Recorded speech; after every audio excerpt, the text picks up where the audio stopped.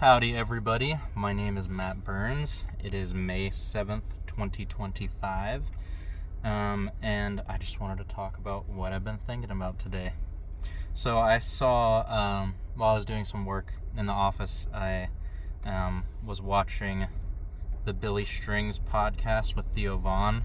I had just seen Billy Strings on Rick Beato, who's like a musician's page recently, actually just yesterday.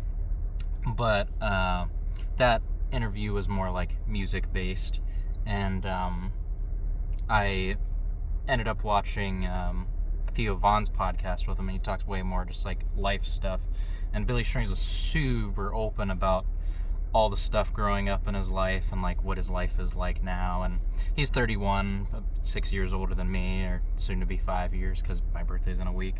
And I just thought it was interesting, the type of stuff that he talked about and why I find it valuable and important. So he talks about just being like in a small town of like 666 people in Michigan, and growing up in a trailer park. So clearly he was super poor. And this is like, there's a ton of towns like this in the Midwest. I'm from the Midwest. You will find towns like this in places, and it is small town United States. But he talked about, the drugs growing up in his town and how everyone was doing them because there's nothing else to do.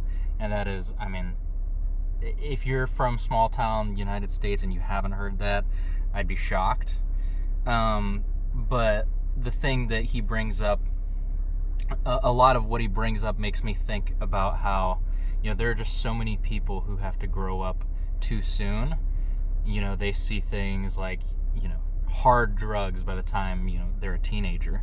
And I look back on my own life and remember people that I grew up near, and it just made me reflect on a lot of things. But it also made me think about how it can happen to anyone.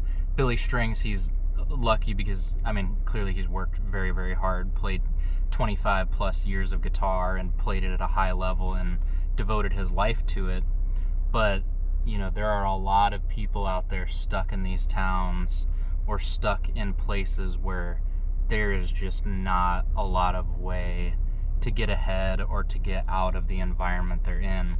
And this is even in places like America where, you've got welfare and you've got things that can keep you from being, like in like the slums of the slums in the world. But still, there's just so much to overcome for some people that it's like all the odds are stacked against them. And he talks about having not like imposter syndrome, but I think he said something like survivor syndrome or survivor guilt or something like, why am I the one who made it out? And why am I the one who gets to live the life that I get to live now? But in all of this conversation with him, I was thinking just about how much this connected with my own life. I'm from a small town, but not that small. There are like, 35,000 people in the town I'm from. But my town is kind of like a small town like his on steroids. We've got the opioid crisis. It used to have actually a lot of money, but it was destroyed by the opioid crisis and industry moving out. And there's literally a book that my university read about the downfall of my hometown. But when you grow up in a place like that, and as you get older, you start to realize that certain people just are completely stuck. Like, and not that it's impossible, like literally on paper impossible, but man, some people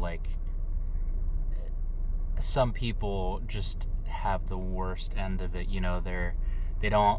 Their parents don't have access to get them showers if they have parents. Like, whoever's taking care of them, like they don't upkeep the kid, or they don't instill the kid how to be upkept. So like they end up coming into school and they're just in the raggediest ragged clothing, and they smell awful, and they have to put their bags, like at my school people had to put some of the kids had to come in and get like their bags checked for infestations of different stuff, or to take showers and stuff, because like the other kids just couldn't deal with it, or like maybe they would bring in bed bugs to the school or something. And it's like these kids are going through this for years and years and years of their entire childhoods. And I remember being like a junior or senior in high school, and like inevitably kids get made fun of. And it's tough because like in some of the instances, I don't even think people wanted to make fun of them. It's just the kids who had it really rough. Occasionally you'd have one that was also super duper outspoken. And so like, they'd have their own issues, and like clearly they had stuff going on. I remember this one time that one of the girls in my high school, I think she was a freshman and I was a junior or senior, and she was not, the most developed socially. And so she must have been 14 or 15. And I remember there was this kid, Blake, in my high school. He was a good-looking kid in sports and stuff. And this girl, she like wrote a song about Blake, and it was like a song rap thing.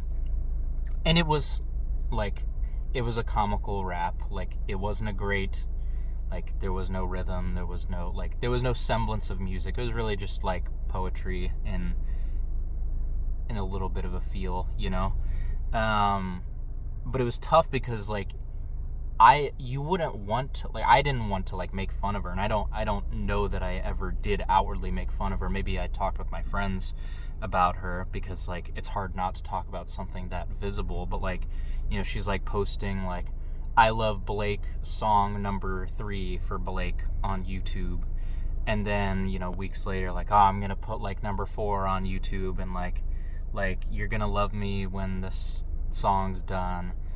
And like, yeah, at the time it's pretty comical, but at the same time, even when you're 16, 17, 18, like you could feel that like something wasn't okay.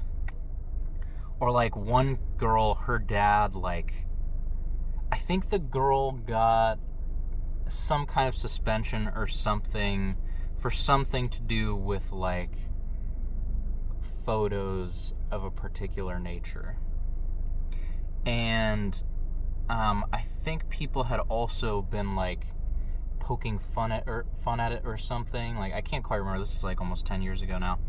But like, it was a very similar situation to the other girl, where like, man, she was not all there, and I don't know this for a fact, but a ton of the kids in my town were drug babies, and like just had the worst childhoods. And so you can't blame them for being in this position. But like, I think the dad ended up making a YouTube video where he was like, oh, like, you don't want to poke fun at my daughter, you'll see the second coming of the devil, or something like that. And he like had guns and all this kind of stuff, and like so he was a little unhinged, which leads you to believe why the daughter might have been the way she was. But anyways, yeah, thinking back on the Billy Strings interview, like, I was like, man, people do not know what it is like in towns like this. And Billy himself talks about, getting into hard drugs at a young age and like doing things, and I'm like, it's because like that's what you grew up around.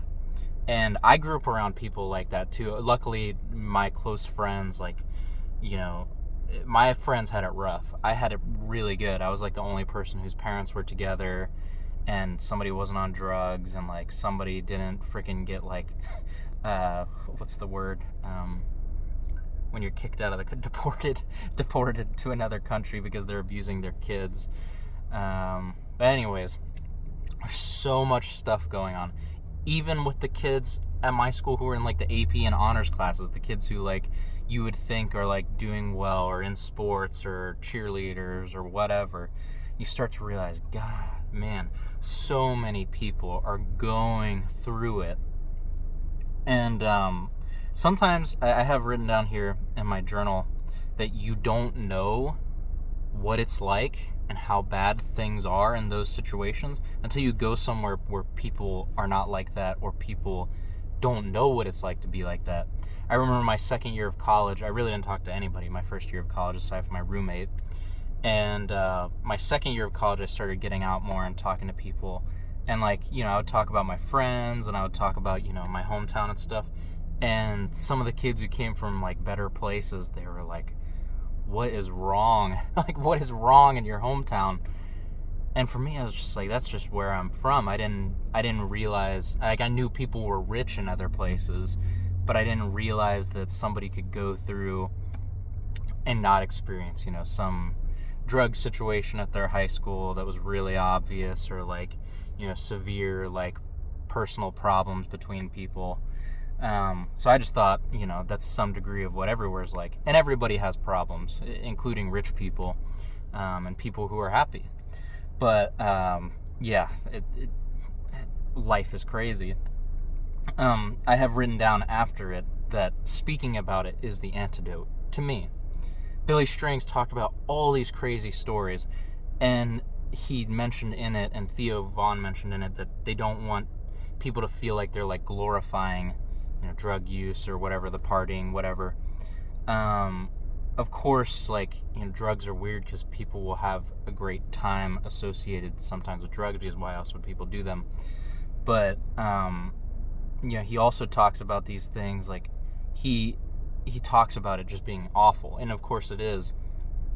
And I think you have to talk about everything in order for people to understand the full picture. If you only talk about the bad things, people are going to wonder why it was so good, or how it was so good that they did the thing anyways, with the bad consequences.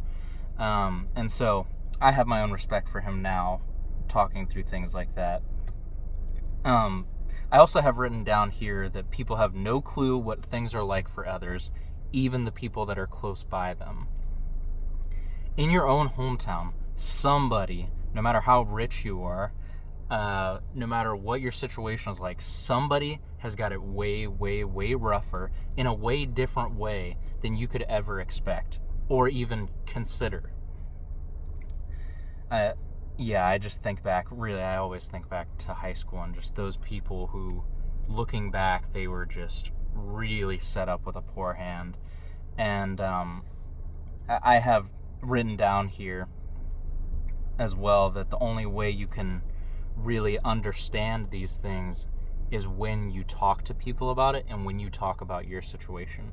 If the people in bad situations, like Billy Strings, I know he's in a better place now, but if they didn't talk about that, people wouldn't know about it. And if people didn't know about it, they couldn't think about why is somebody a certain way. You can't empathize with somebody that you don't actually know the story of. And right now in our world, in the United States, there is so much tension. And in the podcast, they pointed out so much of it is manufactured online, and parasocial things affect the ways we interact with each other. But ultimately, I think the most important thing for us to do right now is just talk, express things to each other, communicate, because if we can't even get past these things are so huge. And I get that laws and who's the president and who's on the Supreme Court and all that kind of stuff, it's not that it doesn't make a difference. It's that how are we supposed to figure out those things in a way that is going to service people in the right way when we can't even learn about what's going on? And I just wanted to make a little rant about it.